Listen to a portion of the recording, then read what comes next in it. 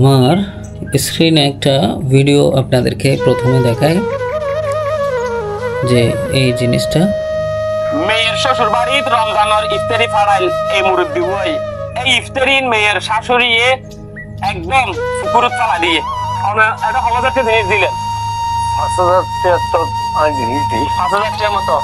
এখন আসি এই কথায়, আমরা খুবই চালাক।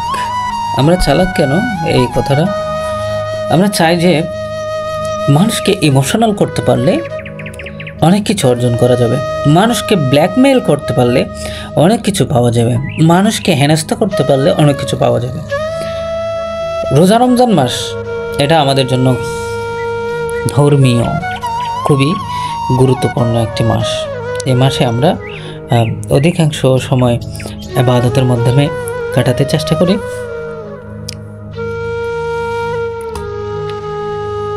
আমাদের ইবাদতগুলো ইখলাস হওয়া উচিত, নিষ্ঠা হওয়া উচিত। একজন বাবা কান্না করছে, তার শ্বশুর বাড়িতে, তার মেয়ের শ্বশুর বাড়িতে 5,000 টাকার বাজার, ইফতারি বাজার পাঠানো হয়েছে, কিন্তু সেই ইফতারি বাজারগুলো তার শ্বশুর পছন্দ না হওয়ায় লাথি মেরে পেটে ফেলে দিয়েছে এবং নোংরা জায়গার মধ্যে ফেলে দিয়েছে, ধরেনি। আমার প্রশ্ন, এটা আত্মীয়তার কোনো চিহ্ন হতে পারে? এক। দ্বিতীয়ত হচ্ছে, আপনি কোন প্রেক্ষিতে এই জিনিসগুলো ফেলে দিলেন? আপনার কি মনে হয় না এগুলোর, এই টাকাগুলোর কোনো দাম আছে? আপনার কি মনে হয় না এই জিনিসপত্রগুলোর দাম আছে? মানুষটার দাম আছে, কষ্টের দাম আছে, আত্মীয়তার সম্পর্কের দাম আছে, লাথি মেরে ফেলে দেওয়া। আমি যাই হোক, তাদেরকে আমি ভিক্ষুক বলবো কি বলবো না সেটা তো তাদের বিবেকের কাঠগড়ায় রেখে এই চিন্তাটা করছি যে আসলে মানুষ কি চায়। মানুষ চায় যা চায়, কিন্তু মানুষ কি চায় সেটা সেও জানে না। ওই ফ্যামিলির একটা মেয়ের শ্বশুরবাড়িকে খুশি করতে গিয়ে সেই পরিবারের অবস্থা ঘায়েল হয়ে যায়, অনেক কঠিন হয়ে যায়, অনেক অবস্থা খারাপ হয়।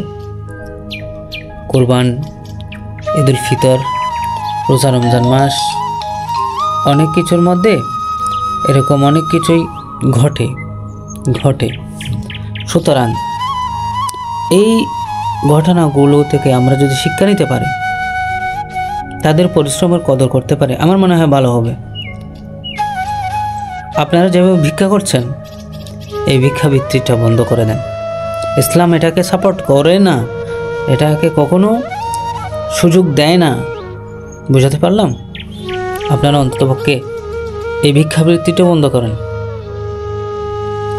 মান সম্মান নিয়ে খেলবেন না। আপনাদের কারণে ওই স্বামী স্ত্রীর, ছেলের বউয়ের, ছেলের কাছে ছেলে ছোট হয়, বউ ছোট হয়ে যায়,